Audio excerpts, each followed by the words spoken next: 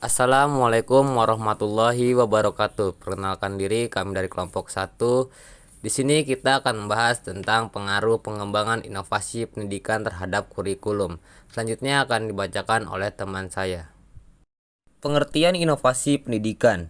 Inovasi berasal dari kata Latin innovation yang berarti perbaruan dan perubahan. Kata kerja innovo yang artinya memperbarui dan mengubah. Inovasi adalah suatu perubahan yang baru yang menuju ke arah perbaikan yang lain atau berbeda dari yang ada sebelumnya, yang dilakukan dengan sengaja dan berencana, tidak secara kebetulan. Din Wahyudin pada tahun 2009, inovasi adalah suatu ide, gagasan, praktik, atau objek atau benda yang disadari dan diterima sebagai suatu hal yang baru oleh seseorang atau kelompok untuk diadopsi. Kata kunci dari definisi inovasi tersebut adalah gagasan, benda atau proses adopsi yang dilakukan oleh perorangan ataupun kelompok masyarakat terhadap inovasi yang ditawarkan, termasuk di bidang pendidikan. Sebelumnya, perkenalkan nama saya Kalis Trisna Paujan dengan NPM 185. Pada materi selanjutnya ada mengenai latar belakang inovasi pendidikan. Pendidikan di Indonesia sudah mulai berkembang sejak dulu, namun pendidikan dulu dengan sekarang sangat berbeda jauh.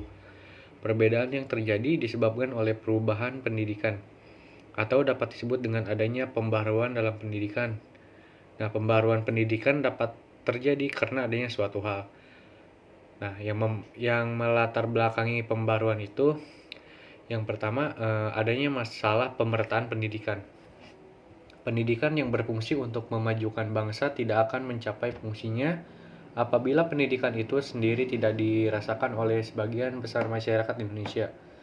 Karena oleh sebab itu, pendidikan nasional diharapkan dapat menyediakan kesempatan yang seluas-luasnya bagi seluruh warga negara Indonesia untuk memperoleh pendidikan.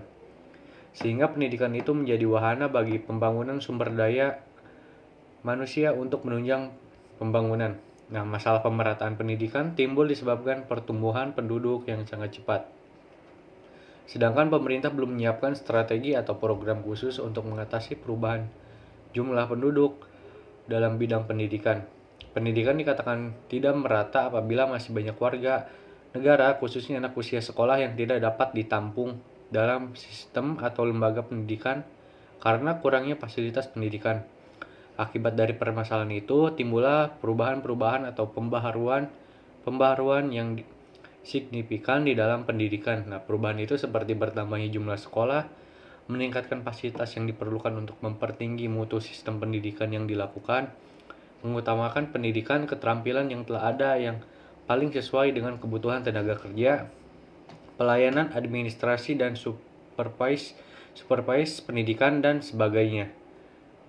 Nah, beberapa perencanaan pendidikan yang baru inovasi, misalnya pendidikan PAMONG, yaitu pendidikan anak oleh masyarakat, orang tua dan guru, sekolah menengah pertama terbuka, pengajaran dengan modul, dan sistem kerja paket.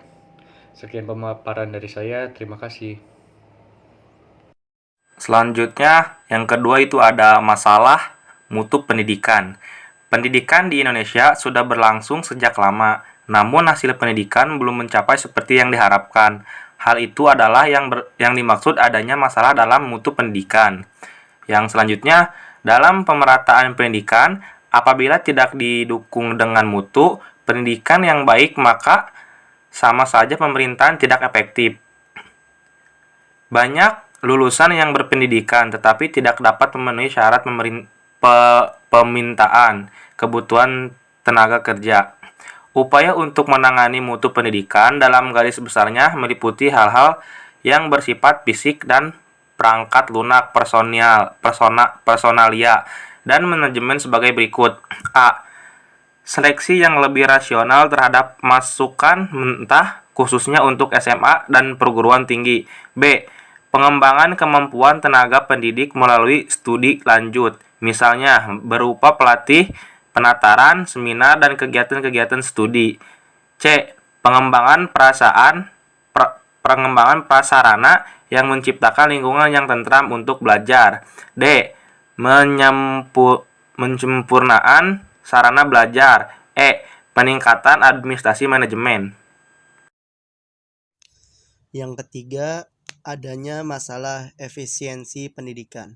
Masalah efisiensi pendidikan berkenaan dengan proses pengubahan atau transformasi masukan produk atau dalam kurung raw input menjadi produk keluaran atau output yang sesuai dengan harapan pendidikan. Salah satu cara menentukan mutu transformasi pendidikan adalah menghitung besar kecilnya penghamburan pendidikan, dalam arti menghitung jumlah murid atau mahasiswa atau peserta didik yang putus sekolah, mengulang, atau selesai tidak tepat waktu. Yang keempat, adanya masalah relevansi pendidikan. Masalah ini berkenaan dengan rasio antara tamatan yang dihasilkan satuan pendidikan dengan yang diharapkan satuan pendidikan di atasnya atau institusi yang membutuhkan tenaga kerja baik secara kuantitatif maupun secara kualitatif. Assalamualaikum warahmatullahi wabarakatuh. Perkenalkan, saya Andreas Barnes dengan NPM 1810631070023 akan melanjutkan materi presentasi di kelompok 3, yaitu tujuan pendidikan. Yang pertama, lebih meratanya pelayanan pendidikan. Dengan adanya inovasi pendidikan, diharapkan proses pendidikan dapat menjangkau seluruh daerah baik perkotaan, perdesaan, maupun daerah pelosok. Dengan demikian, SDM atau sumber daya manusia di suatu daerah mampu mengenyam pendidikan sehingga sumber daya manusia tersebut mampu mengembangkan daerahnya. Yang kedua, lebih efisien dan ekonomisnya pendidikan. Dengan inovasi pendidikan diharapkan dapat mengurangi angka peserta didik yang putus sekolah, mengulang atau tidak sesuai tepat waktunya, sehingga pendidikan dapat berjalan dengan efisien dan lebih ekonomis. Yang ketiga, lebih efektif dan relevansi. Dengan demikian, dengan inovasi pendidikan, diharapkan tamatan yang dihasilkan satuan pendidikan sesuai dengan yang diharapkan satuan pendidikan di atasnya atau institusi yang membutuhkan tenaga kerja baik secara kuantitatif maupun kualitatif. Yang keempat dan yang terakhir yaitu lebih meningkatnya mutu pendidikan. Dengan inovasi pendidikan, diharapkan mutu pendidikan akan lebih meningkat sehingga meningkat pula mutu bangsa. Baik, di sini saya akan melanjutkan slide selanjutnya, yaitu tentang bentuk-bentuk inovasi pendidikan di Indonesia. Inovasi pendidikan di Indonesia sudah berlangsung sejak lama. Mulai tahun-tahun yang lalu, inovasi pendidikan sudah terlaksana.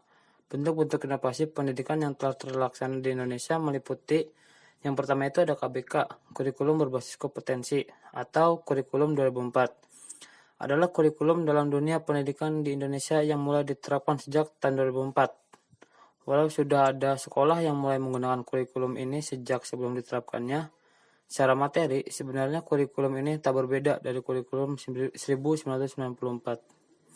Nah, yang kedua itu ada kurikulum tingkat satuan pendidikan atau KTSP. Nah, inovasi pendidikan Indonesia yang sedang diimplementasikan pada saat ini adalah kurikulum tingkat satuan pendidikan yang disingkat KTSP. Itu ada pengaruh inovasi pendidikan terhadap kemajuan pendidikan di Indonesia.